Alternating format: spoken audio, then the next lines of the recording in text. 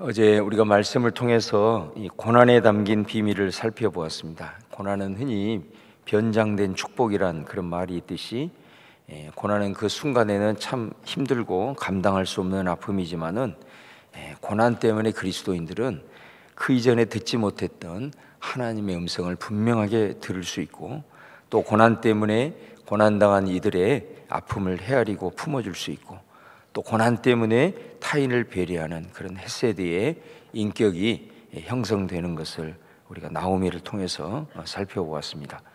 이러한 고난 뒤에 감추어진 비밀이 있기 때문에 성도들은 비록 고난 가운데 처하더라도 그것을 저주라 여기지 않고 고난 뒤편에 있는 주님의 은혜를 기대하게 되는 줄로 믿습니다.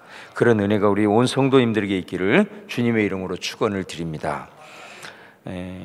이 빠삐용이라는 영화가 있습니다.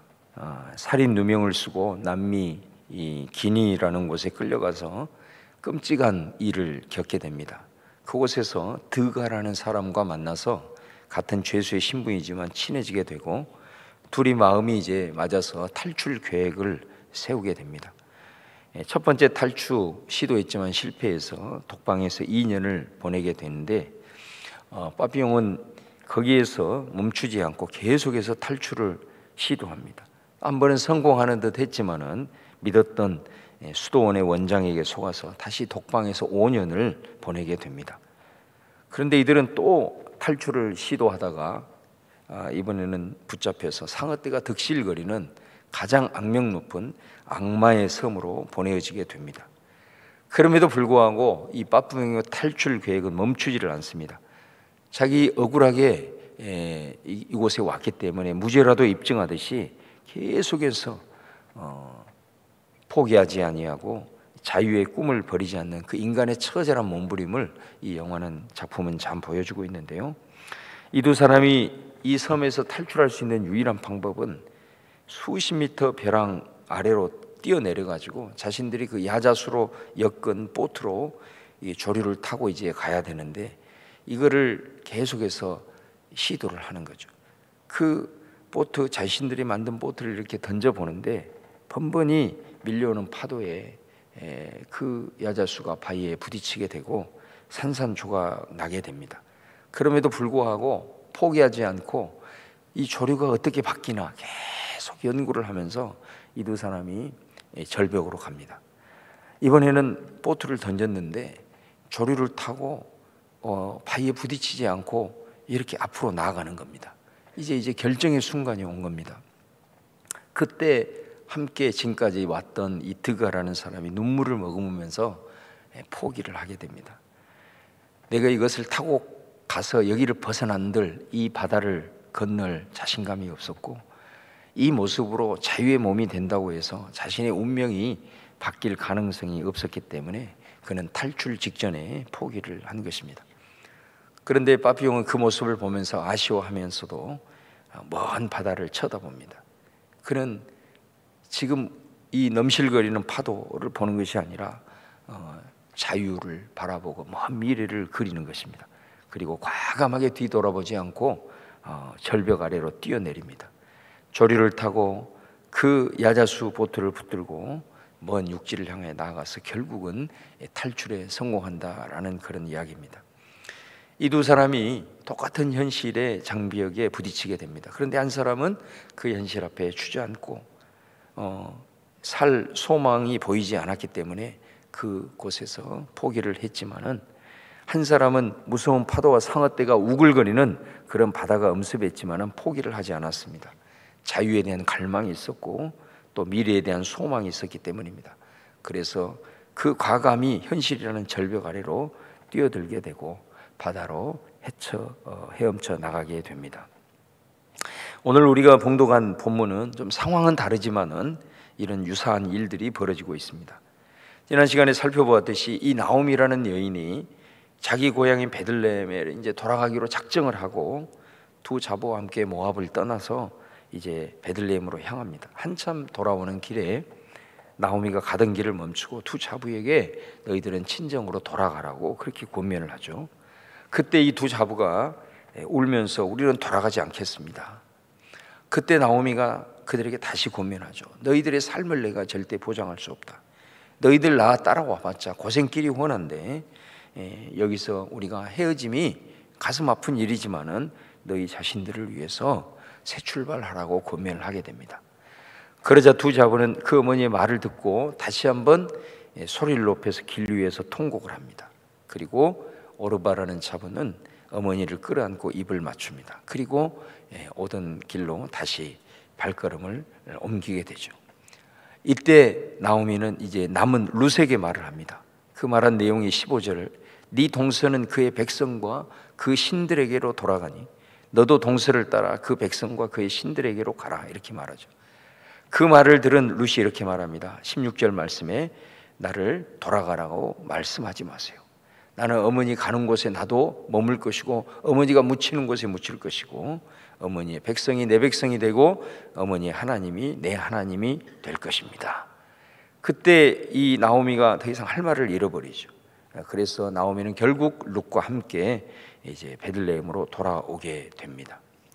오르바와 이 룻이라고 하는 두 자매는 처음에는 절대로 돌아갈 수 없다고 했지만은 나오미가 그들에게 현실적인 문제를 제기했을 때 두 자매는 겉으로는 울면서 속으로는 계산을 합니다. 결국 이 현실의 장벽에 부딪혔을 때 두 사람은 다른 결정을 내리는 거죠. 오르바는 모압 땅을 함께 떠났지만 결국 오던 길로 돌아갔고, 이 오르바의 선택에 대해서 나오미의 입을 통해서 15절에 아주 의미심장한 말을 합니다. 뭐라고 얘기합니까? 15절을 다시 보시면 오르바가 자기 백성과 고국을 선택할 뿐만 아니라 자기 신들을 선택했다, 이렇게 말을 하고 있습니다. 오르바와 룻이 바로 이 지점에서 갈립니다. 룻도 같은 말을 들었습니다. 그리고 자신에게 닥쳐올 그 현실을 생각했을 겁니다. 나오미가 말한 그 현실은 룻이 감당할 수 없는 정말 앞이 깜깜한 현실이었습니다. 그럼에도 불구하고 그녀는 과감하게 어머니의 길을 따르겠다라고 말합니다. 물론 이 룻의 선택에는 어머니에 대한 헤세드, 다시 말하면 그 남겨진 홀로 된 이 어머니에 대한 정말로 짠하게 여기는, 그 불쌍히 여기는 그 마음도 작용하였습니다마는 이 룻이 이 길을 선택하게 된 결정적인 이유는 뭐냐면은 어머니의 하나님이 때문인 줄로 믿습니다. 어머니의 하나님, 그 하나님을 선택하는 것, 바로 이것이 오르바는 자신의 고국과 자신의 신을 선택해서 갔고, 룻은 어머니의 하나님을 선택하고 어머니와 함께 베들레헴으로 돌아오는 것을 봅니다. 여러분, 우리 창세기 13장에 보면 롯이라는 사람이 등장합니다. 아브라함의 조카였습니다. 우리가 잘 아는 대로 목초지가 많아지자 자꾸 목자들끼리 다투자 아브라함이 갈라설 것을 원합니다. 네가 먼저 선택을 해라. 네가 동을 선택하면 나는 서로 갈 것이고 네가 좌를 선택하면 내가 우를 선택할 것이다. 그때 롯이 온 동서남북을 바라보면서 보니까 당시에 풍요로웠던 여호와의 동상 같고 애굽 땅과 같았던 소돔이 눈에 들어왔습니다. 그래서 그는 소돔 근처로 가서 근처에 장막을 치다가 얼마 지나지 않아서 소돔성으로 들어갑니다. 여러분, 왜 롯이 처음에 바로 소돔성으로 들어가지 않고 근처에서 한참 동안 머물렀을까? 성경이 말하고 있거든요. 소돔 사람은 여호와 앞에 악하며 큰 죄인이었기 때문입니다. 결국 롯은 근처에 머뭇머뭇거리다가 이제 소돔으로 들어가게 되죠. 현실적으로 보면 롯은 가장 탁월한 선택을 했습니다. 실제로 그곳에 들어가서 승승장구했습니다. 앞만 보고 달렸습니다. 대단한 부와 명예를 취했습니다. 19장에 가보면 성문에 앉아서 손님을 맞이합니다. 이 말은 소돔에서 행정장관이 되었다, 그 말입니다. 유력인사가 되고 부를 축적했지만 그는 이 소돔의 악한 문화를 결국 이기지 못하고 젖어들게 되죠. 천사가 여러분 찾아왔을 때 소돔 사람들이 롯을 협박하면서 그 천사들을 내놓으라고 얘기하잖아요. 지금 롯은 굉장히 부자가 되고 성공하고 행정장관이 되었어요. 그런데 이 어려운 상황이 되자 소돔 사람들은 롯을 인정을 하지 않습니다. 그들에게 전혀 영향력을 끼치지 못하는 그런 삶으로 전락했음을 우리에게 보여줍니다. 심지어 천사가 와서 소돔성에 심판이 임박했다고 하자 그의 딸들과 그 사위들 빨리 피하자고 그렇게 얘기하자 성경에 보면 사위들이 그가 한 말을 농담으로 여겼다 이러면 심지어 자기 가족과 자녀들에게도 인정받지 못한 인생으로 전락을 하게 된 거예요. 악한 성읍인 그 소돔은 이후에 유황불 심판을 받습니다. 그때 롯이 쌓은 모든 부, 모든 권력 다 불타 없어지게 되죠. 그의 아내도 소금 기둥으로 잃고 두 딸과 간신히 빠져나옵니다. 그에게 남은 것이 아무것도 없었어요. 롯이 그 이후에 두 아들을 낳게 되잖아요. 그 첫째 아들이 모압이에요. 그리고 둘째 아들이 암몬이고, 모압과 암몬은 그 이후에 민족을 형성합니다. 오늘 나오미의 두 자부인 오르바와 룻은 바로 롯의 아들인 모압의 후손이다라는 것입니다.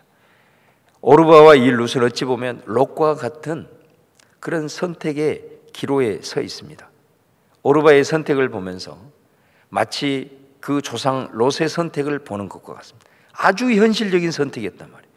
그래서 그는 모압으로 돌아가고 모압이 섬긴 신들을 선택해 갔습니다.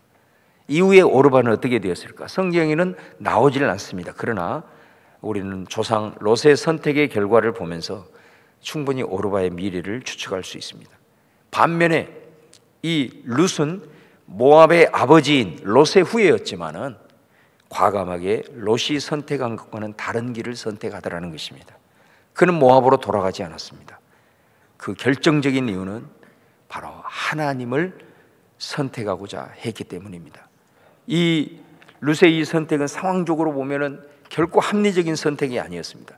여러분, 마치 롯이 소돔성에 들어가서 승승장구할 때에도 아브라함은 여전히 땅 한 평 소유하지 못하고 여전히 목초지를 떠돌면서 생활하면서 자기가 거주할 땅 한 평 없이 사는 그런 모습과 매우 유사합니다. 어찌 보면 룻도 아브라함처럼 지금 당장은 그와 같은 인생이 베들레헴에 들어가도 기다리고 있는 겁니다.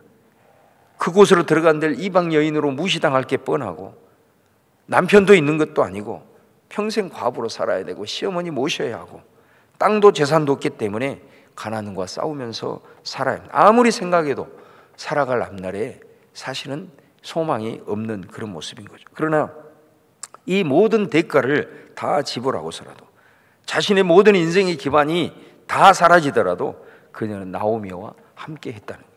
그 이유는 뭐라고요? 하나님을 선택하기 위해서입니다. 하나님을 선택하기 위해서 그녀는 이 모든 대가를 지불하기로 결단을 한 것입니다. 그녀는 과감하게 조상 롯의 길을 거부하고 이 롯의 길을 거부하고 이 롯을 극복하면서 결국은 새로운 인생을 출발하게 되는 것을 보게 됩니다. 바로 여호와 하나님을 선택한 것이고 그 하나님에게 자신의 인생을 걸어버린 것입니다. 여러분, 우리도 우리의 인생을 살아가면서 끊임없는 선택의 기로에 서게 됩니다. 지금 여러분에게 어떤 상황에서 어떤 선택의 기로에 서 있는지 모르겠습니다. 그런 상황 속에서 오늘 말씀을 통해서 여러분에게 꼭 권면하고 싶은 것은 어떤 상황에서도 여러분은 하나님을 선택할 수 있기를 축원합니다. 하나님의 길을 선택할 수 있기를 축원합니다. 하나님의 뜻을 붙들 수 있기를 주님의 이름으로 축원을 드립니다. 오늘 말씀을 마무리하면서 소련 시절에 그 스탈린이 통치할 때 이 보리스 콤펠드라고 하는 유대인 의사가 있었습니다. 스탈린에 대해서 좋지 않는 말을 했다고 해서 괘씸죄에 걸려가지고 체포를 당해서 시베리아 집단 수용소에 수감이 되는데 그곳에서 공교롭게도 그리스도인을 만나게 됩니다. 근데 이 콤펠트는 유대인이잖아요. 유대인들이 이 그리스도인에 대해서 인정을 안 하지 않습니까? 근데 한 사람이 집요하게 이 콤펠트라는 사람에게 예수님을 증거를 하는 겁니다. 그러자 이 사람이 전도를 받아가지고 예수님을 영접을 하게 돼요. 예수를 믿고 난 다음에 놀랍게도 영혼의 자유함을 얻게 되고 앞으로 하나님을 사랑하고 하나님의 사람들을 사랑하기로 그렇게 마음의 결단을 내립니다. 그렇게 예수님을 영접하고 그 예수님의 그 복음의 정신을 구체적으로 바라보면서 이 사람이 의사로서 자기가 살아가지만은 이 부정에 협조하라는 수많은 강요를 받았지만 그것을 거절하고 신앙의 양심을 지켜나갑니다. 그러다가 한 젊은 사람이 이게 굉장히 심한 질병에 걸려가지고 고생을 하고 있었는데 수술을 분명히 받아야 되는데 수술 명단에 없는 겁니다. 그런데 이 사람은 이 젊은이의 생명을 살리기로 하고 수술을 합니다. 그런데 이 소문이 알려지면서 그때부터 이 사람에게는 말할 수 없는 박해가 시작이 됩니다. 이제 거절했다는 거죠. 거부했다는, 명단에도 없는데 시키지 않는 일을 했다라는 것입니다. 이 상황 속에서 어느 날 이 젊은이 곁에 앉아서 자기가 받은 예수 그리스도의 구원의 복음을 자기가 수술한 그 젊은이에게 전하게 됩니다. 그러고 나서 콘펠트는 바로 그 다음날 처형을 당하게 됩니다. 처형을 받기 전에 이런 질문을 받습니다. 당신은 당신의 선택에 후회함이 없는가? 이때 이 사람이 이런 말을 합니다. 그리스도 안에서는 결코 후회함이 없다. 여러분, 이 콘펠트 의사에게 수술을 받아 살아난 청년이 누구냐면, 복음을 듣고 그때 예수를 믿게 된 이 청년이 공산의 이 소련의 독재에 저항했던, 나중에 노벨 문학상을 받았던 저항 작가였던 알렉산더 솔제니친입니다. 여러분, 우리는 늘 인생이란 길 위에 서 있습니다. 그 기로에 늘 직면하게 됩니다. 그 순간에 우리는 어찌 보면 하나님의 사람이기 때문에 오르바의 길과 루세의 길이 놓여져 있을 수 있습니다. 당신의 선택에 후회함이 없는가 물을 때 나는 하나님을 선택합니다. 그리스도 안에서는 결코 후회함이 없기 때문입니다. 이 고백이 저와 여러분의 고백이 될 수 있기를 바랍니다. 여러분이 아무리 어려운 인생의 흉년이 지나더라도 하나님을 선택할 수 있기를 바랍니다. 말씀의 거울로 비추어 보면서 자신을 늘 하나님의 말씀 앞에, 하나님 앞에 결단할 수 있기를 바랍니다. 교회의 권위가 무너지고 과연 하나님이 살아계시는가 의심이 들 때에도 여러분은 하나님을 선택할 수 있기를 바랍니다. 현실의 장벽이 너무 커서 하나님이 보이지 않는 상황일지라도 여러분은 그리스도 안에서는 후회함이 없습니다라는 믿음의 고백을 가지고 하나님의 뜻을 선택하고 하나님의 길을 선택할 수 있기를 주님의 이름으로 축원을 드립니다. 사사시대와 같은 이 시대 가운데, 롯의 선택을 종용하는 시대 가운데 조상 롯을 과감히 극복한 룻처럼 어머니의 하나님이 나의 하나님이 되리이다. 내 모든 권리가 사라지고 내 처지가 앞이 보이지 않아도 나는 어머니의 하나님이 내 하나님이 될 것입니다. 내가 지금 쓰러지는 한이 있더라도 그리스도 안에서는 결코 후회함이 없을 줄로 믿습니다. 그 선택이 여러분의 선택이 될 수 있기를 주님의 이름으로 축원을 드립니다.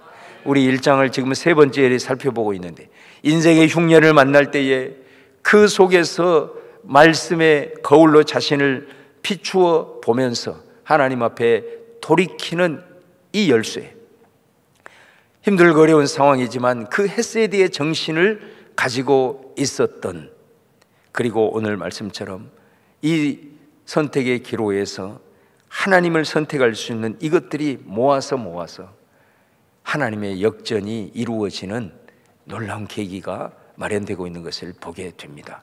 오늘 저와 여러분이 말씀 앞에 다시 한번 깊이 헤아리면서, 먼저 우리의 수많은 기도의 제목이 있을 거지만은 어찌하든 특별 새벽 부흥성에 우리 안에 영적인 부흥이 일어나야 될 줄로 믿습니다. 말씀을 통해서 이 말씀을 듣는 이 말씀을 붙들고 하나님, 내가 살아가기로 결단하고 나가기를 원하오니 성령께서 나를 감동하여 주시고 내 안에 진정한 부흥이 일어나 오늘 주신 말씀처럼 역전의 역사를 이루는 하나님의 은혜의 역사가 있게 하여 주옵소서. 기도하며 여러분 나아가는 우리 성도님들 되시기를 주의 이름으로 축원합니다.